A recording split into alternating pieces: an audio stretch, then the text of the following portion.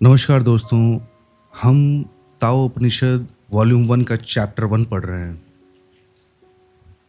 ये ताओ सीरीज़ का second video है और लास्ट वीडियो में हमने जहाँ तक कवर किया था उसके बाद आगे का पार्ट हम देखते हैं कि ताओ का एक सेंटेंस है, जिसके नाम का सुमिरन हो वह कालजयी एवं सदा एक रस रहने वाला नाम नहीं है। तो ओशो इसको एक्सप्लेन करते हैं कि the name which can be named, जिसे नाम दिया जा सके, जिसका सुमिरन हो, जिसे शब्द दिया जा सके, वह असली नाम नहीं है।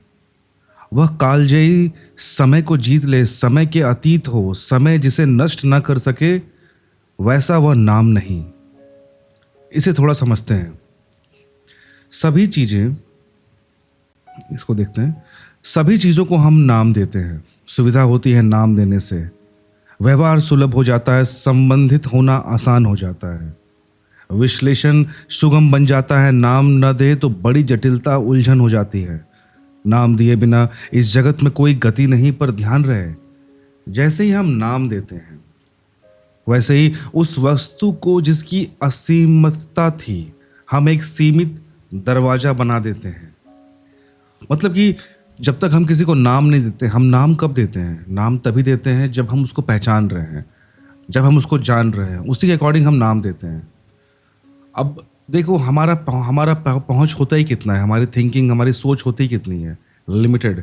और हम उस लिमिटेड नॉलेज, लिमिटेड दायरे में ही किसी को नामांकित करते हैं।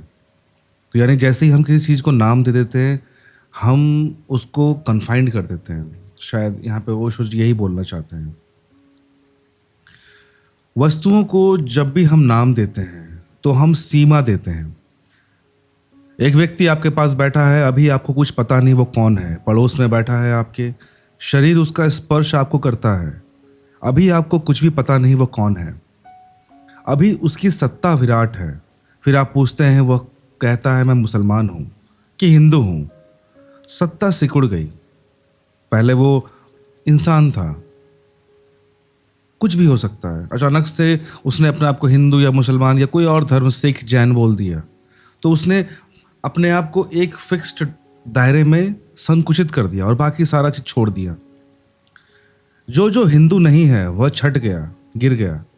उतना सत्ता का हिस्सा टूट कर अलग हो गया, एक सीमित दायरा बन गया। वह मुसलमान है। आप पूछते हैं शिया या सुन्नी, वह कहता है सुन्नी। और भी हिस्सा मुसलमान का भी गिर गया। आप पूछते चले गए और वह अपनी आखिरी जगह पर पहुंच जाएगा, बताते बताते। तब वह बिंदु मात्र रह जाएगा। इतना सिकुड़ जाएगा, इतना छोटा हो जाएगा, आखिर में तो वह एक छोटा सा ईगो, एक छोटा सा अहंकार मात्र रह जाएगा, सब तरफ से घिरा हुआ। यहाँ पे ये क्यों बोला गया कि एक छोटा सा ईगो और छोटा सा अहंकार मात्र रह जाएगा? शायद ये इसलिए कि जैसे जैसे हम यूनिवर्स को छोड़कर एक छोटी सी पहचान की ओर सिकुड़ते हैं ना, तो वो पहचान हमारे ईगो से ही क्रिएट होता है कि हमें लगता है कि हम वो हैं, हमें लगता है कि मैं वो हूँ। इसलिए फाइनली हम वहाँ पे रुकते हैं कि देखो, फाइनली मेरी आइडेंटिटी ये है। शायद ओशो यहाँ पे यही बोलना चाह रहे हैं कि एक छोटा सा ईगो, एक छोटा सा अहंकार मात्र रह जाता है, जो कि सब तरफ से घिरा हुआ है। लेकिन तब सुविधा हो जाएगी हमें, जो सुनने वाला है, जो जिससे आप इंटरेक्ट कर रहे हैं, उसके लिए इजी हो जाती है। तब आप अपने शरीर को सिकोड़ कर बैठ सकते हैं या निकट ले सकते हैं उसको हृदय के। तब आप उससे बात कर सकते हैं और तब आप अपेक्षा कर सकते हैं कि उससे क्या उत्तर मिलेगा। वह प्रिडिक्टेबल हो गया। अब आप भविष्यवाणी भी कर सकते हैं। इस आदमी के साथ ज़्यादा देर बैठना उचित होगा या नहीं होगा, आप तय कर सकते हैं। इस आदमी के साथ अब व्यवहार सुगम और आसान है। इस आदमी की जो रहस्यपूर्ण सत्ता थी, वह सब रहस्यपूर्ण नहीं रह गई, अब वह वस्तु बन गया। नाम हम देते ही इसलिए हैं कि हम व्यवहार में ला सकें, चीज़ों के साथ व्यवहार कर सकें, चीज़ों का हम उपयोग कर सकें। हमारे सारे दिए हुए नाम ऐसे ही काम चलाओ, उनकी उपयोगिता है, उनका सत्य नहीं है। यानी जैसे ही हम किसी चीज़ को आइडेंटिटी देते हैं, कोई नाम देते हैं, कोई पहचान देते हैं, उसको हम ऑब्जेक्टिफाई कर रहे हैं यहाँ पर। ताकि हम उसको ईजिली यूज़ कर सकें, इंटरैक्ट कर सकें। क्योंकि अदरवाइज़ उसकी सीमा, अगर हमने उसको नामांकित नहीं किया, नाम नहीं दिया, पहचान नहीं दिया, तो उसकी सीमा असीमित है। और चूँकि हमारे अंदर इतनी कैपेबिलिटी होती ही नहीं कि हम किसी असीम पर्सनैलिटी को, असीम शख्स को हैंडल कर सकें। शायद इसलिए हम सामने वाले को सिकोड़ना चाहते हैं, और सामने वाले को क्या, खुद को भी सिकोड़ना चाहते हैं। Very deep. क्या हम परमात्मा को, परम सत्ता को भी नाम दे सकते हैं? क्या हमारा दिया हुआ नाम अर्थपूर्ण होगा? हम छोटी सी वस्तु को भी नाम देते हैं तो उसकी सत्ता को भी विकृत कर देते हैं। हमने दिया नाम की सत्ता विकृत हुई, सीमा बंध गई। हम परमात्मा को नाम, पहली तो बात यह है कि दे ना सकेंगे। सही बात है। जो अथाह है, जो असीम है, उसको तुम क्या नाम दोगे? नाम देते ही हम उसको एक कॉन्ट्रैक्ट करना चाह रहे हैं ना, बांधना चाहते हैं कि भाई इस नाम से ये चीज़ आइडेंटिफाई होना चाहिए। अरे जो खुद ही असीमित है उसको तुम क्या आइडेंटिफाई या फिर आइडेंटिफिकेशन दोगे? पर परमात्मा को नाम, पहली तो बात है कि हम दे नहीं सकेंगे, क्योंकि कहीं भी उसे हमारी आंखें देख नहीं पाती, कहीं भी हमारे हाथ उसे छू नहीं पाते, कहीं भी हमारे कान उसे सुन नहीं पाते, कहीं उससे हमारा मिलन नहीं होता। सही बात है। जिसको हम नहीं देख पाते, मिल नहीं पाते, सुन नहीं पाते, देख नहीं पाते, उसको तुम नाम कैसे दे रहे हो? और फिर जो जानते हैं, यहाँ पे ये इंपॉर्टेंट पॉइंट है, जो लोग जान गए हैं उसको, उस परमात्मा को, वे कहते हैं हमारी आंखें उसी को देखती हैं सब जगह, उसी को सुनते हैं हमारे कान सब जगह, जो भी हम छूते हैं उसी को छूते हैं, जिससे भी हमारा मिलन होता है उसी से मिलन होता है। पर ये सब बातें कौन कहते हैं? वे जो जानते हैं। वे जो नहीं जानते, उन्हें तो इसका कोई दर्शन ही नहीं होता, उसे नाम कैसे दोगे? सही बात है। और जो जानते हैं, जिन्हें उसका ही दर्शन होता है सब जगह, वे भी उसे कैसे नाम देंगे? क्योंकि जो चीज़ कहीं एक जगह हो उसे नाम दिया जा सकता है, जो हर जगह है। जो चीज़ तुम देख रहे हो, सुन रहे हो, बात कर रहे हो, जिस भी जगह पर हो, हर जगह अगर वही है तो उसको नाम क्या दें? एक मित्र को हम मुसलमान कह सकते हैं क्योंकि वह मस्जिद में मिलता है, मंदिर में नहीं। वह आदमी मंदिर में भी मिल जाए, वह आदमी गुरुद्वारे में भी मिल जाए, वह आदमी चर्च में भी मिल जाए, वह आदमी एक दिन तिलक लगाए हुए कीर्तन करता हुआ मिल जाए, एक दिन नमाज पढ़ता हुआ मिल जाए, तो फिर मुसलमान कहना मुश्किल हो जाएगा। और तब तो बहुत ही मुश्किल हो जाएगा कि जहाँ भी आप जाएं वही आदमी मिल जाए। तब तो फिर उसे मुसलमान ना कह सकेंगे। जो नहीं जानते वे नाम नहीं दे सकते। जिसको पता नहीं, जो नहीं जानते, वो नाम नहीं दे सकते क्योंकि उन्हें पता ही नहीं कि वो किसे नाम दे रहे हैं। और जो जानते हैं वे भी नाम नहीं दे सकते क्योंकि उन्हें पता है सभी नाम उसी के हैं, सभी जगह वही है, वही तो है हर जगह, उसे क्या नाम दें? मैंने दोनों ही केस में आप नाम नहीं दे सकते। जब नहीं जानते हो उसे तो नाम किस बात का, और अगर जान लिया कि हर जगह वही है, हर कुछ वही है, तब नाम किस बात का? वाह। इसलिए लाओ त्से कहता है उसे नाम नहीं दिया जा सकता। ऐसा कोई नाम नहीं दिया जा सकता जिसका सुमिरन हो। और नाम तो इसलिए होते हैं कि उनका सुमिरन हो सके। नाम इसलिए होते हैं कि हम पुकार सकें, बुला सकें, स्मरण कर सकें। अगर ऐसा उसका कोई नाम है जिसका सुमिरन ना हो सके तो उसे नाम कहना व्यर्थ है। अगर कोई नाम है जिसको हम लोग सुमिरन ना कर सके, कीर्तन ना कर सके, तो उसको नाम देना ही बेकार है। नाम किस बात का? नाम है किस लिए? एक बाप अपने बेटे को नाम देता है कि बुला सके, पुकार सके, जरूरत हो आवाज दे सके। नाम की उपयोगिता है, पुकारा जा सके। लाओ त्से कहता है कि वह सुमिरन हो सके तो वह नाम उसका नाम नहीं है। सुमिरन के लिए ही तो लोगों ने नाम रखा। कोई उसे राम कहता है, कोई उसे कृष्ण कहता है, और कोई अल्लाह कहता है, कोई कृष्ण कहता है, कोई उसे राम कहता है। सुमिरन के लिए ही तो नाम रखा गया, इसलिए कि हम जो नहीं जानते उसकी याद कर सके, उसे पुकार सके, क्योंकि हम उसे जानते ही नहीं। अगर जान जाते तो पुकारने की आवश्यकता ही नहीं पड़ती, सुमिरन की जरूरत ही नहीं पड़ती, तो नाम की जरूरत नहीं मुझे। अब उसे नहीं जानते हैं, इसलिए नाम देते हैं हम।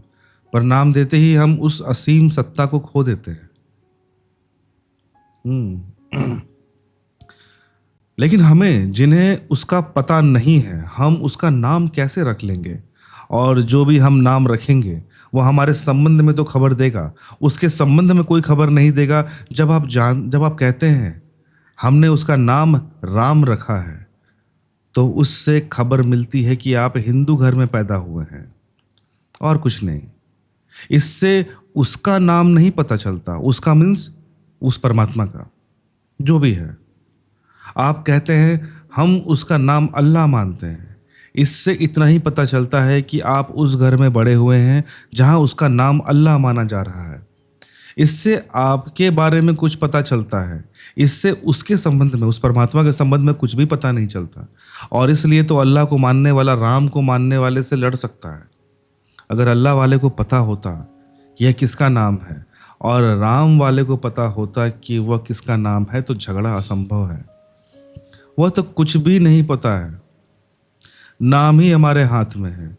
जिसे हमने नाम दिया है उसका हमें कोई पता नहीं है। वाह! मैंने जिस परमात्मा को हमने नाम दिया है, नाम के अलावा हमारे पास कुछ है नहीं। वो आइडेंटिटी हमने दी है उसको, और उसी को लेके हम ढो रहे हैं। पर जो असीमित सत्ता है, जो सुपर पावर है, सुपर नेचुरल नेचर, जिसको जो भी आप नाम दे दो, या जिस पहचान से हम उसको जानते हैं, उसको हमें वो क्या है हमें पता ही नहीं। और सब सारे झगड़े इसी बात पे हैं।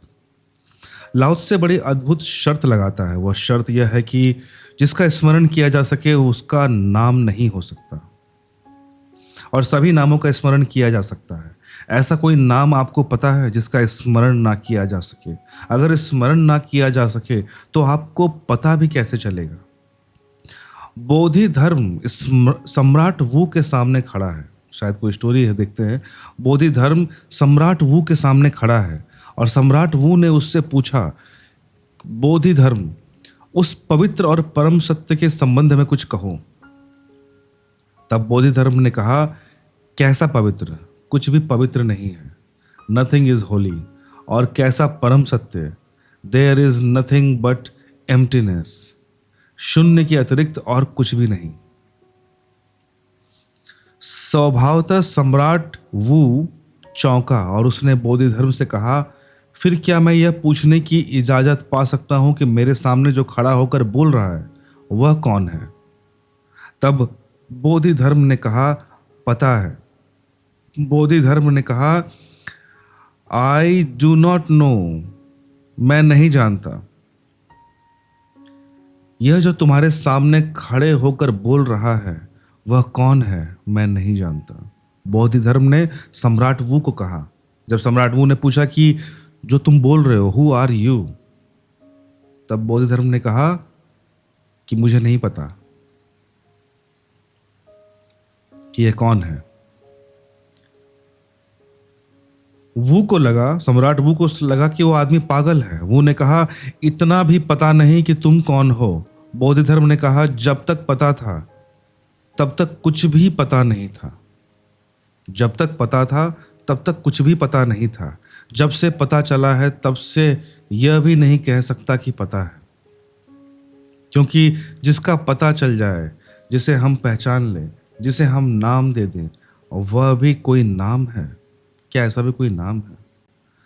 लाओ से कहता है, जिसका सुमिरन किया जा सके वह उसका नाम नहीं है, और जिसका सुमिरन किया जा सके वह समय के पार नहीं जाएगा, समय के पार नहीं ले जाएगा। समय के पार वही वस्तु जा सकती है जो सदा समय के पार है। कालातीत वही हो सकता है जो कालातीत है ही। समय के भीतर जो पैदा होता है वह समय के भीतर नष्ट होगा। अगर आप कह सकते हैं कि मैंने 5:05 पर स्मरण किया प्रभु को, तो ध्यान रखना, यह स्मरण समय के पार न ले जा सकेगा। जो समय के भीतर पुकारा गया था वह समय के भीतर ही गूंज कर समाप्त हो जाएगा। और परमात्मा समय के बाहर है। क्यों? क्योंकि समय के भीतर सिर्फ परिवर्तन है, और परमात्मा परिवर्तन नहीं है। अगर ठीक से समझें तो समय का अर्थ है परिवर्तन। कभी आपके ख्याल किया कि आप आपको समय का पता क्यों चलता है? सच तो यह है कि आपको समय का कभी पता नहीं चलता, सिर्फ परिवर्तन का पता चलता है। फॉर एग्जाम्पल, इस कमरे में हम इतने लोग बैठे हैं, अगर ऐसा हो जाए कि वर्ष भर हम यहाँ बैठे रहें और हम में से कोई भी जरा भी परिवर्तित न हो, तो क्या हमें पता चलेगा कि वर्ष बीत गया? कुछ भी परिवर्तित ना हो, एक वर्ष के लिए यह कमरा ठहर जाए, यह जैसा है वैसा ही वर्ष भर के लिए रह जाए, तो क्या हमें पता चलेगा कि वर्ष भर बीत गया? हमें यह भी नहीं पता चलेगा कि क्षण भर भी बीता है, क्योंकि बीतने का पता चलता है चीजों की बदलाहट से। बीतने का पता चलता है चीजों की बदलाहट से। असल में बदलाहट का बोध ही समय है। इसलिए जितने जोर से चीजें बदलती हैं उतने जोर से पता चलता है। आपको दिन का जितना पता चलता है उतना रात का पता नहीं चलता। क्योंकि शायद रात को चीजें दिखती नहीं, क्या बदल रही है हमें मालूम नहीं पड़ता, इसलिए हम परसीव नहीं कर पाते कि किस लेवल पे चेंजिंग आ रहा है।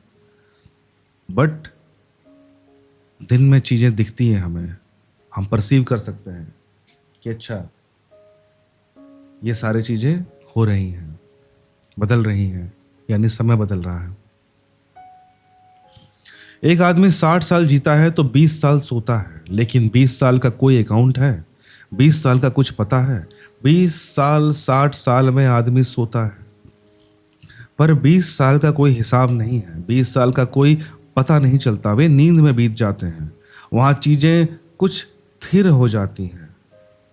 इतने जोर से परिवर्तन नहीं, सड़क उतने जोर से नहीं चलती, ट्रैफिक उतनी गति में नहीं है, सब चीजें ठहरी हुई हैं। आप अकेले रह गए हैं। अगर एक व्यक्ति को हम बेहोश कर दें और 100 साल बाद उसे होश में लाएं, तो उसे बिल्कुल पता नहीं चलेगा कि 100 साल बीत गए हैं। जाग कर वह चौंकेगा अगर वह ऐसी ही दुनिया वापस पा सके जैसा वह सोते वक्त पाए थी। वही लोग उसके पास हो, वही घड़ी कांटा वही हो, दीवार पर लटका हुआ बच्चा स्कूल गया था अभी न लौटा हो, पत्नी खाना बनाती थी, उसके बर्तन की आवाज़ किचन से आती हो और वो आदमी जगे, तो उसे बिल्कुल पता नहीं चलेगा कि 100 साल बीते हैं। सही बात है। समय का बोध परिवर्तन का बोध है। क्योंकि चीजें भाग रही हैं, बदल रही हैं, इसलिए समय का बोध होता है। इसलिए जितने जोर से चीजें बदलने लगती हैं उतना टाइम कॉन्शियसनेस, समय का बोध बढ़ने लगता है। जितने जोर से चीजें बदलने लगती हैं उतने ही हमें समय का बोध बढ़ने लगता है। शायद इसलिए तभी हम कहते हैं ना कि लाइफ में जस्ट इमेजिन करो कि आप कहीं घूमने गए, आप कुछ बहुत ज़्यादा एंजॉय कर रहे हो, मतलब लाइफ में बहुत हैपनिंग हो रहा है, then we start to feel कि अरे यार समय कैसे बीत गया पता ही नहीं चला। बट वही अगर हम घर में बैठे हुए हैं, बोर हो रहे हैं, कुछ करने के लिए नहीं है, बिल्कुल स्थिर, तब लगता है कि यार अभी तक 1 घंटा ही बीता है, मुझे और 3-4 घंटे वेट करना है, क्योंकि हैपनिंग नहीं हो रहा है वहाँ पे कुछ। तो इससे एक चीज़ और सीखने को मिलता है कि अगर हम बोर फील कर रहे हैं और हमें लग रहा है कि समय बहुत धीरे चल रहा है यार, तो हमें कुछ करना चाहिए उस समय, कुछ भी एक्टिविटी लाना चाहिए, कुछ भी चीज़ें, तो हमें समय दिखेगा कि समय मूव कर रहा है। और अगर हमें लगता है कि नहीं हमारा दिन यूं ही कट जा रहा है, फटाफट कट जा रहा है, दिन पे दिन पार हुए जा रहे हैं और हमें हमें मालूम नहीं पड़ रहा, तो शायद ये एक संकेत है कि हमें शायद थोड़ा सा मेंटली स्टेबल होने की ज़रूरत है, शांत होने की ज़रूरत है। तब शायद हम इतने तेज चलते हुए जो समय प्रतीत हो रहा है उसको हम रोक सकें।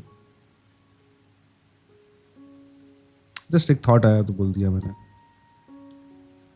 पुरानी दुनिया में समय का इतना बोध नहीं था, चीजें स्थिर थी, कभी कभी वही थी। बाप जहां चीजों को छोड़ता था बेटा वहीं पाता था, और बेटा फिर जिन चीजों को वहीं छोड़ता था जहां उसने अपने बाप से पाया था। चीजें स्थिर थी। अब कुछ भी वैसा नहीं है। जहां कल था आज नहीं होगा, जहां आज है कल नहीं होगा, सब बदल जाएगा। इसलिए समय का भारी बोध, एक एक पल समय का कीमती मालूम पड़ता है, एक एक पल समय का कीमती मालूम पड़ता है। समय में जो भी पैदा होगा वह परिवर्तित होगा ही। समय के भीतर सनातन का कोई घटना प्रवेश नहीं करता। शाश्वत की कोई किरण समय के भीतर नहीं आती। ऐसा ही समझे कि जैसे जो नदी में होगा वह गीला होगा ही। जहां उसे गीला नहीं होना, उसे तट पर होना पड़ेगा। समय की धार में जो होगा समय की धार में जो होगा वह परिवर्तित होगा ही। समय के बाहर होना पड़ेगा तो अपरिवर्तित नित्य का जगत प्रारंभ होता है। सही बात है। ये जो एग्जाम्पल है कि अगर आप नदी के अंदर हैं तो गीले होंगे ही होंगे। अगर सूखा रहना है तो आपको नदी के बाहर आना पड़ेगा, तट पर आना पड़ेगा। Then only you can avoid the water. In the same way समय के भीतर अगर हो तो परिवर्तन आएगा ही आएगा।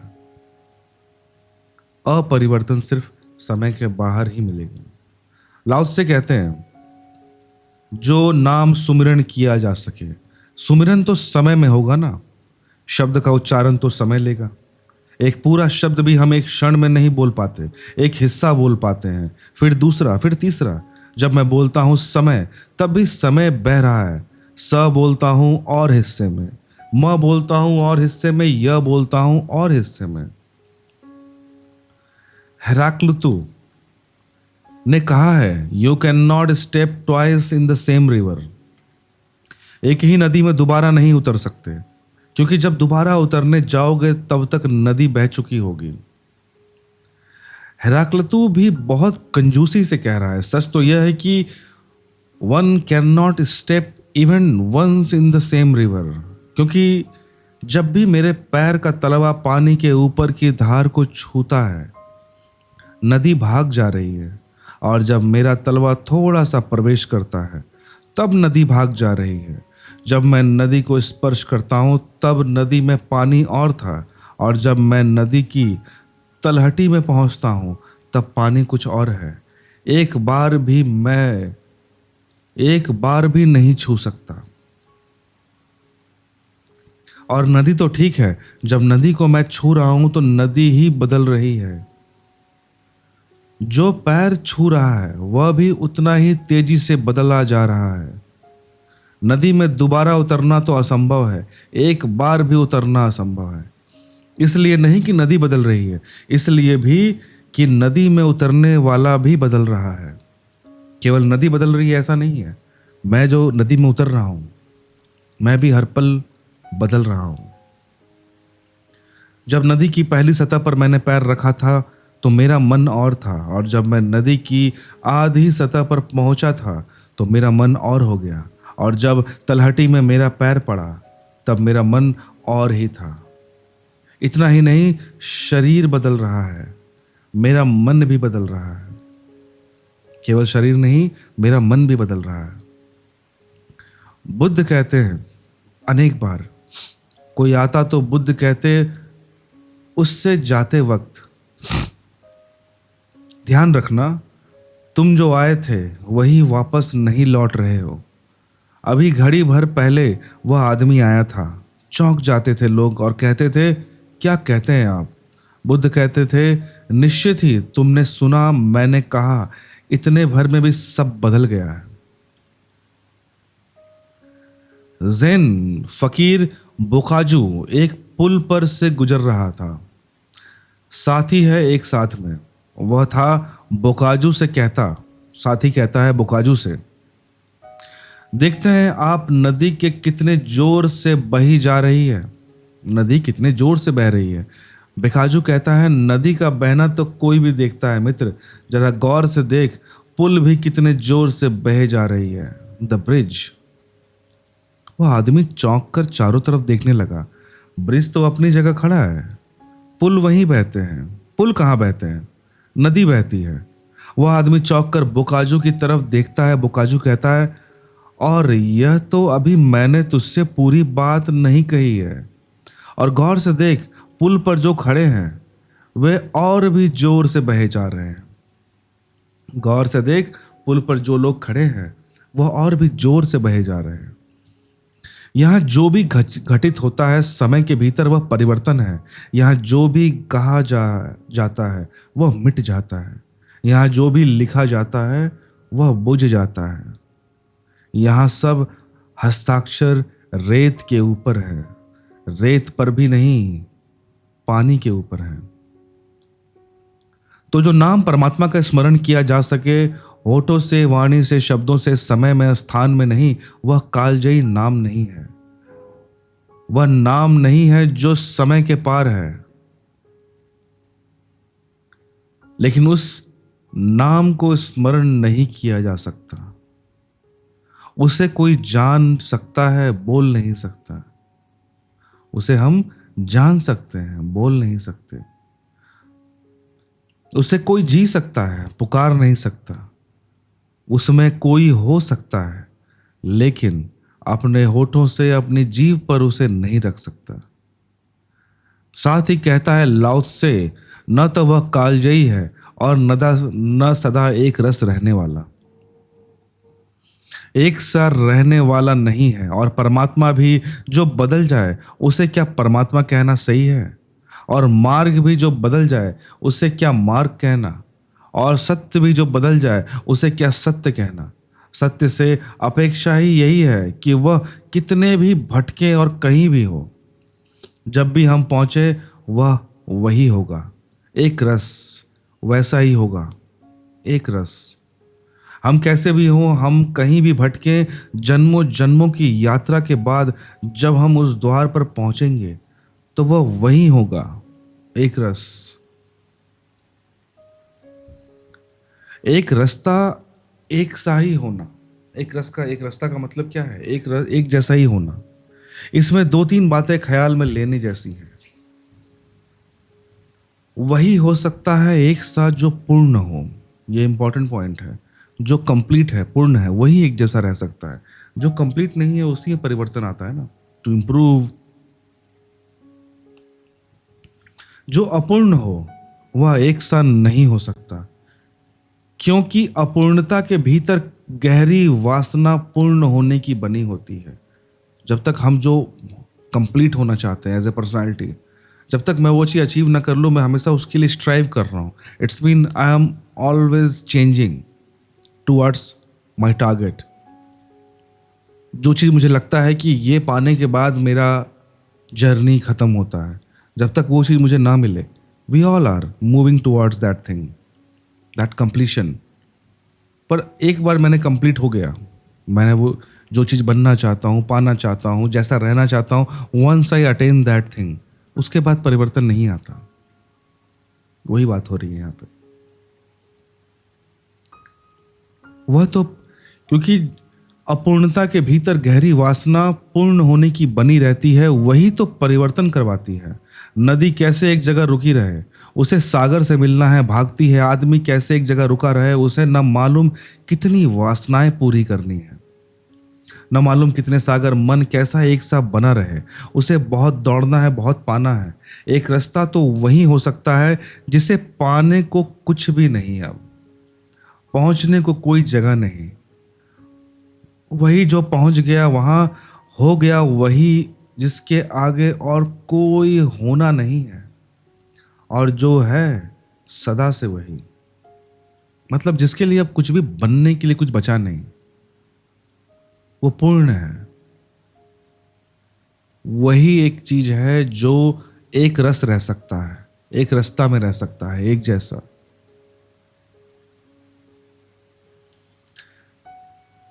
ध्यान रहे, एक रास्ता का अर्थ है पूर्ण।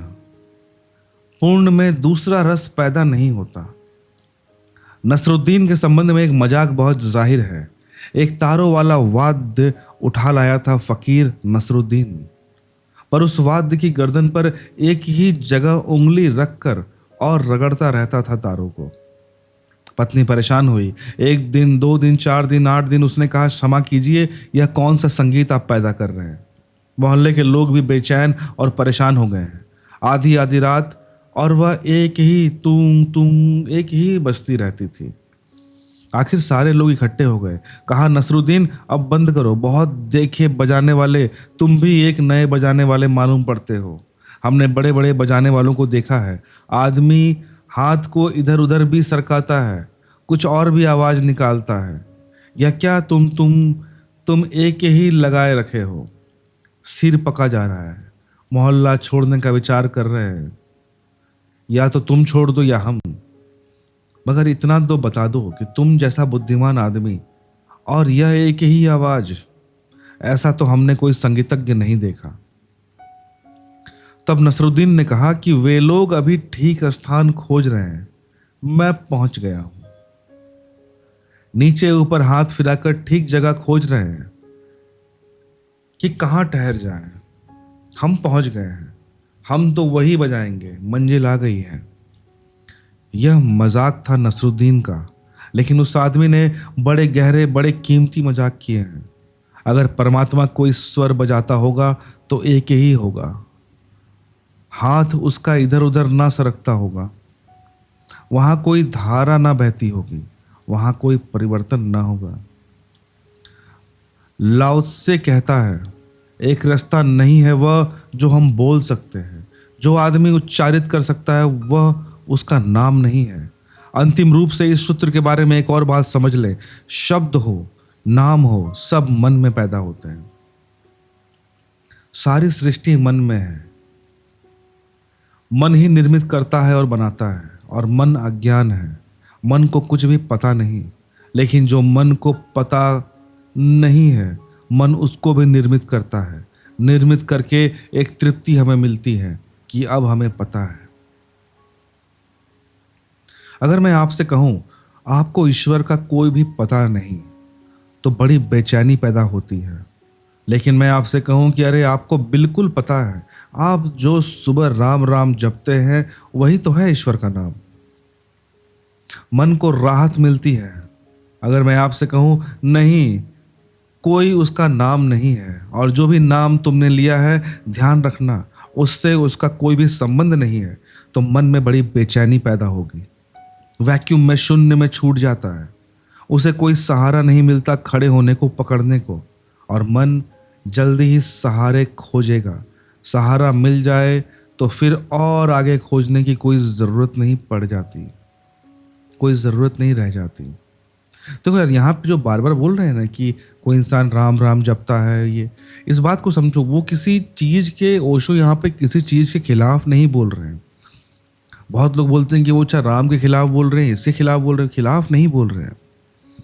वो बस ये बोलना चाह रहे हैं कि जिस ईश्वर को, जिस परमात्मा को तुमने राम कह के तुम उसे संकुचित कर रहे हो, वो और भी अथाह है। तो you need to go there, you need to achieve that thing. केवल शब्दों में उस सुप्रीम को तुमने एक नाम देके उस नाम पे ही केवल आपका टारगेट रह गया, तो जो उसकी असीमित सत्ता थी उससे, तो जो उसका कहते हैं ना कि जैसे नदी सागर से मिलना चाहती है, तो आप उस नदी में एक छोटे से हिस्से में रह गए, आप सागर से कभी मिल ही नहीं पाए, क्योंकि हम उस नाम में ही रह गए। उस नाम के पीछे जो सल्तनत है, जो दुनिया है, उधर तो हम जा ही नहीं पाए।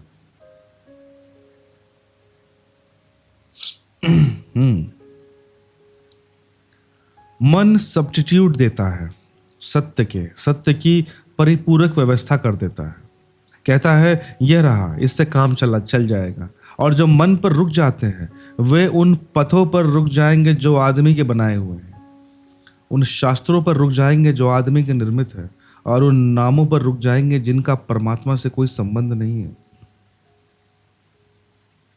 इस पहले ही छोटे से परम वचन में लाओ से सारी संभावनाएं तोड़ देता है। सारी संभावनाएं, सारे सहारे छीन लेता है। आदमी का मन जो भी कर सकता है उसकी सारी की सारी पूर्व भूमिका नष्ट कर देता है। सोचेंगे हम कि अगर ऐसा ही है तो अब लाओ से आगे लिखेगा क्या, कहेगा क्या? जो नहीं कहा जा सकता उसको कहेगा, जिस पथ पर विचरण नहीं हो सकता उसका इशारा करेगा, जिस अविकारी को, जिस कालजयी को इंगित कर रहा है शब्दों में, उसे लाओ से बांधेगा कैसे? लाओ से की पूरी प्रक्रिया निषेध की है, इसलिए निषेध के संबंध में कुछ बात समझ लें ताकि आगे लाओ से को समझना आसान हो जाए।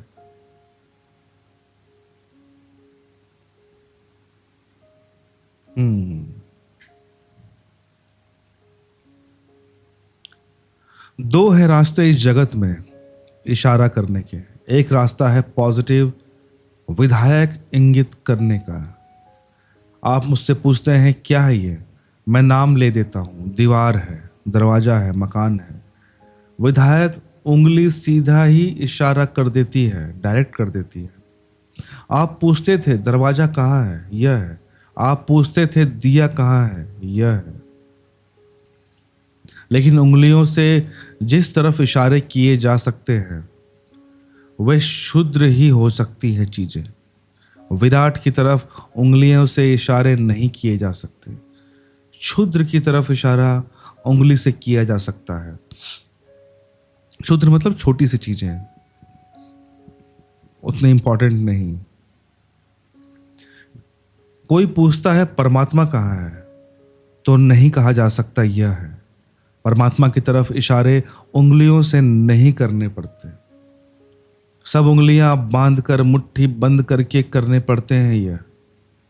जब मुट्ठी बांध कर कोई कहता है कि यह है, तो उसका मतलब है इशारा कहीं भी नहीं जा रहा, नो वेयर गोइंग, किसी तरफ है। ऐसा नहीं कह सकते क्योंकि सब तरफ है। लेकिन वो आदमी तो इससे राजी ना होगा। मुट्ठी बांधकर अगर मैं कहूं कि यह है, तो शायद समझेगा कि मुट्ठी है। तो मुझे कहना पड़ेगा यह भी नहीं है, मुट्ठी भी नहीं है, और तब निषेध शुरू होगा।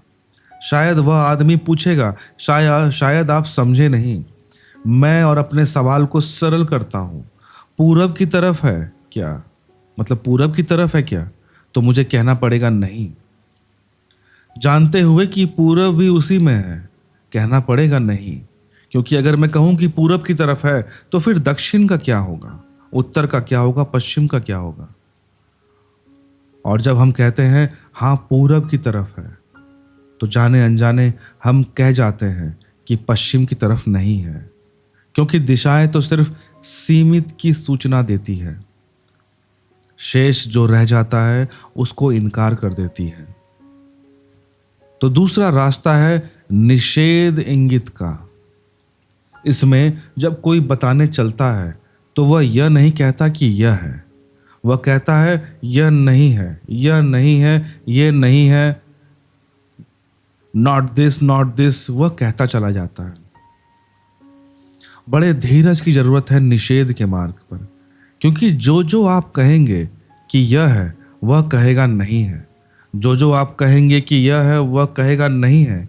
और वह जगह आ जाएगी जब पूछने को कुछ भी न रह जाएगा कि यह है क्या, तब वह कहेगा यही है। ये बहुत डीप बात बोली गई यार। जैसे हम किसी से पूछते हैं कि क्या ये है, तो निषेध इंगित, निषेध का रूल क्या है कि वो बोलेगा नहीं ये नहीं है। आप जो भी चीज़ पूछोगे कि क्या ये है, वो बोलेगा नहीं। क्या ये है, बोलेगा नहीं। क्या ये है, नहीं है। और ये प्रोसेस कंटिन्यू चलता चला जाएगा। एक समय ऐसा आएगा कि कुछ भी बचेगा ही नहीं आपके पास जिसको आप बोल सकें, पूछ सकें कि क्या ये है। कुछ भी नहीं बचेगा आपके पास पूछने को, क्योंकि सब चीज़ नॉट दिस में आ गया। जिस दिन जिस समय आप वहाँ उस पॉइंट पे पहुँचते हैं कि अब कुछ भी नहीं बचा पूछने के लिए, उस दिन ही लाओ त्से के अनुसार वो पॉइंट ही है जब आपके पास कुछ पूछने को नहीं बचा है, जब आप किसी एक पॉइंट को स्पेसिफाई करने के लायक नहीं बचे। It's mean you have included everything, nothingness, the zero, that is परमात्मा। जैसे आप कमरे में मुझसे पूछने चले और आपने टेबल पकड़ी है या कुर्सी पकड़ी है, दीवार पकड़ी है, मैं इनकार करता गया और कमरे में सब चीज़ें चूक गईं, और आपने मुझे पकड़ा और मैंने इनकार किया, और आपने आपको पकड़ा और मैंने इनकार किया, और इनकार करने को कुछ भी ना बचा। तब लाओ त्से कहेगा यह है। लेकिन तब आपकी कठिनाई होगी, आप कहेंगे अब तो सब इनकार कर दिया, अब क्या। असल में जो इनकार करके भी इनकार नहीं किया जा सके वही है। जिसे हम इनकार कर दें और इनकार हो जाए उसकी क्या सत्ता।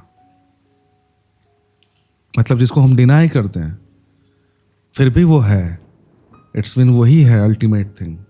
जिसको हम माने या ना माने तब भी वो है। जिसको हम खत्म कर दें, फेंक दें, रिजेक्ट कर दें, स्टिल वो है। वही तो है अपार सत्ता। आदमी के हाँ कहने पर जिसका होना निर्भर है, आदमी के न कहने पर जिसका न होना निर्भर है, उसकी भी कोई मूल्य है क्या। सही बात है। आस्तिक कहता है और सोचता है कि ईश्वर उसके हैं कहने से कुछ बलवान होता होगा। नास्तिक कहता है नहीं है और सोचता है कि शायद नहीं कहने से ईश्वर कमजोर होता होगा। और ऐसा नास्तिक ही नहीं सोचता, आस्तिक भी सोचता है कि किसी ने अगर कहा कि नहीं है तो बड़ा नुकसान पहुंच रहा है। मतलब जिसको भी हम मानते हैं, अगर कोई कह रहा है कि नहीं यार ये तो झूठ है, ऐसा कोई ईश्वर है ही नहीं, और हमें मन में लग जाता है ना कि यार ऐसा कैसे बोल दिया, जिसको मैं भगवान मानता हूँ, अल्लाह मानता हूँ, खुदा मानता हूँ, उसके बारे में किसी ने ऐसे बोल दिया। तो यानी हमें ऐसा फील होने लगता है हमारी छोटी सी बुद्धि को कि यार हमारे बोलने से उसका अस्तित्व खतरे में आ जा रहा है, कि नहीं नहीं कुछ कमी आ जाएगी वहां पे, यार ऐसे कैसे बोल दिया तुमने। या फिर हमें ऐसा लगता है कि मैं अगर उसकी तारीफ कर रहा हूं तो उसका अस्तित्व बढ़ रहा है। ऐसा भी नहीं है, दोनों ही गलत हैं अपने जगह पे।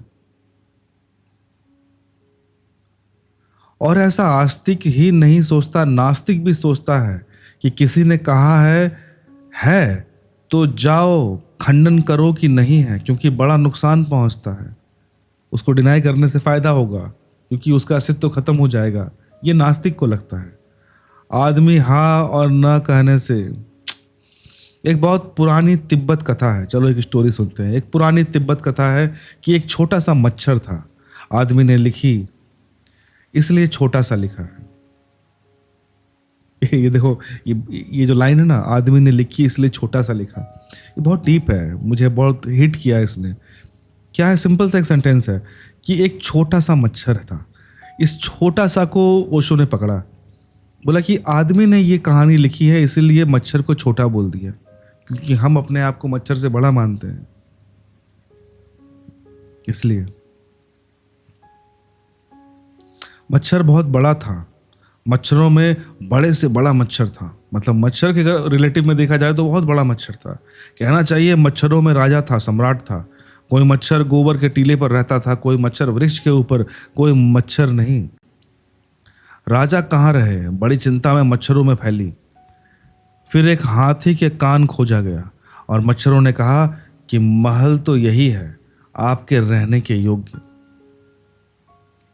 मतलब वो जो मच्छर था जिसकी कहानी सुनाई जा रही है, वो बहुत सम्राट था, बहुत बड़ा आदमी।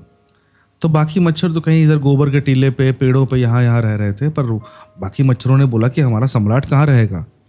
तो उन्होंने कहा कि हाथी का कान खोजा गया कि भाई सम्राट तो यहीं रहेंगे। मच्छर जाकर दरवाजे पर खड़ा हुआ, हाथी के कान पर। महान विशालकाय दरवाजा था, हाथी द्वार। मच्छर ने दरवाजे पर खड़े होकर कहा कि सुने हाथी, मैं मच्छरों का राजा, फलना फलना मेरा नाम है।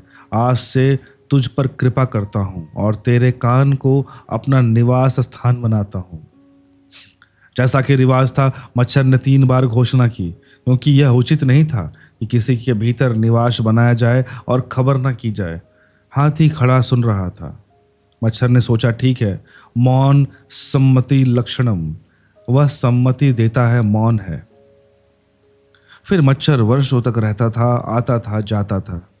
उसके बच्चे, संतति और बड़ा विस्तार हुआ। बड़ा परिवार वहां रहने लगा।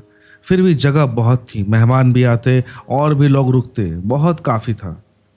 फिर और कोई जगह सम्राट के लिए खोज ली गई और मच्छरों ने कहा कि अब आप चलें, हम और बड़ा महल खोज लिए हैं।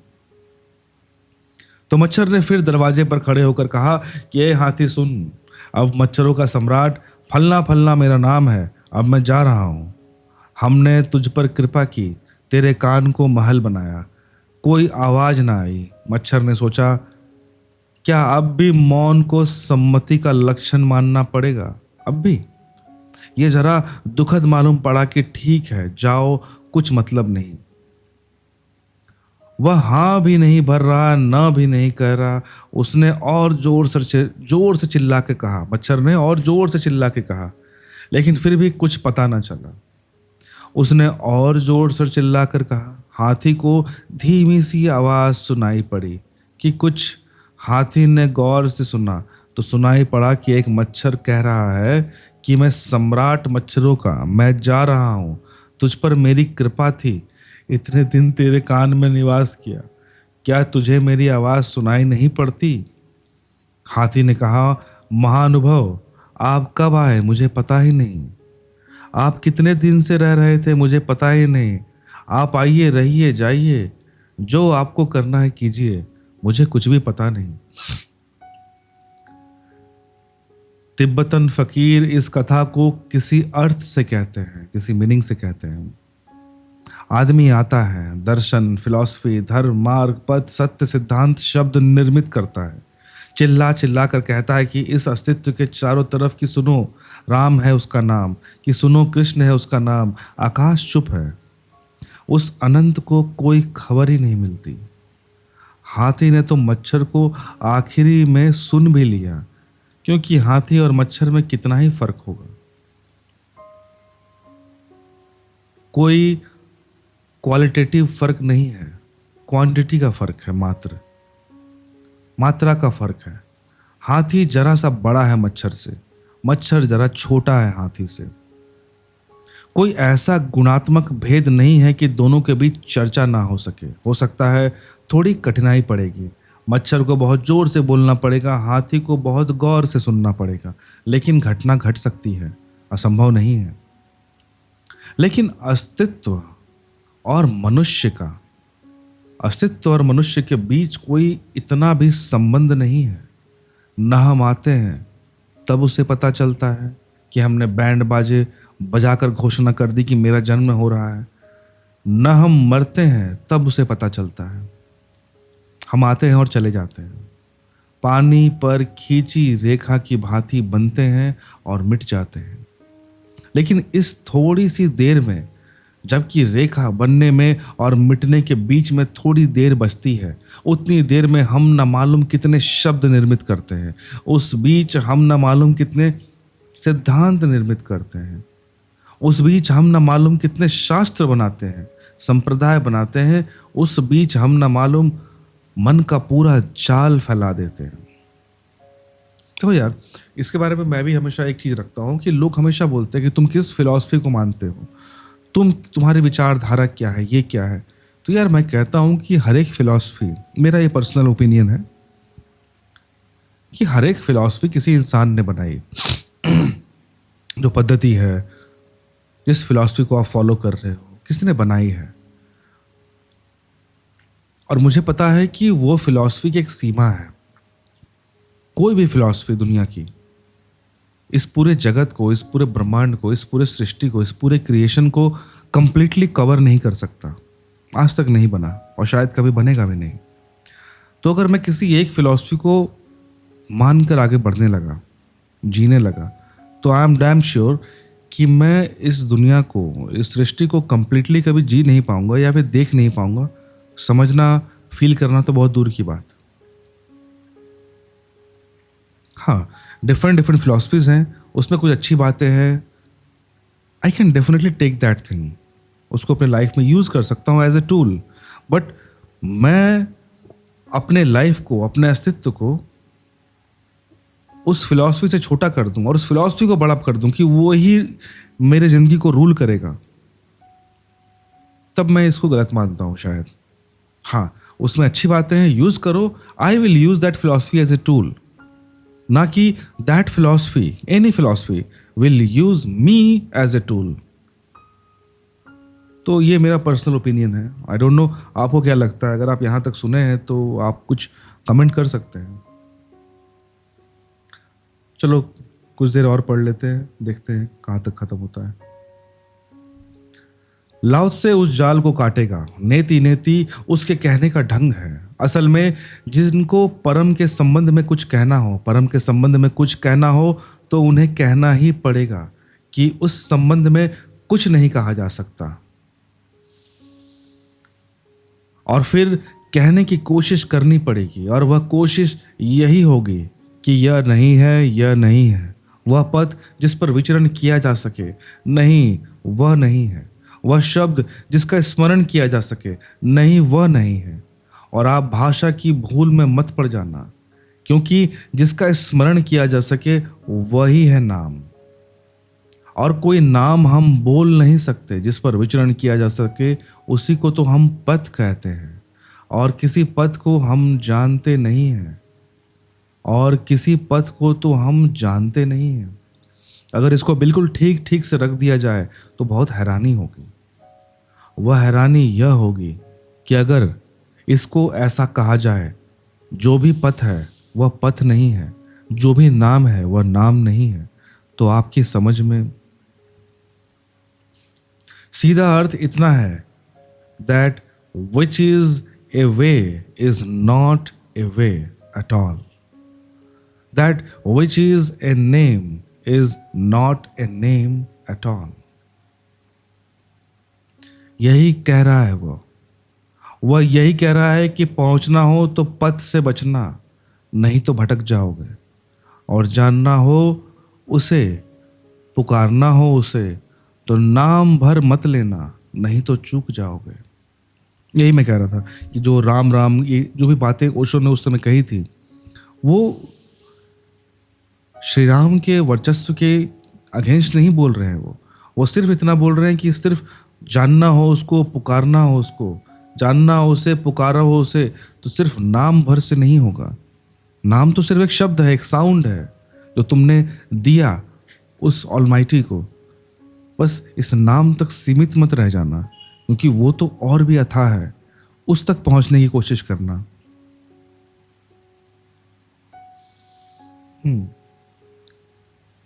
नाम भर मत लेना, नहीं तो चूक जाओगे। और उसके संबंध में इंच भर की चूक अनंत चूक है। कोई इंच भर की चूक छोटी चूक नहीं है, बड़ी से बड़ी चूक है, हो गई। एक और कहानी है जो हम नेक्स्ट डे, नेक्स्ट वीडियो में जाएंगे। यहाँ पे हो गया हमारा डे 2 ऑफ द वीडियो।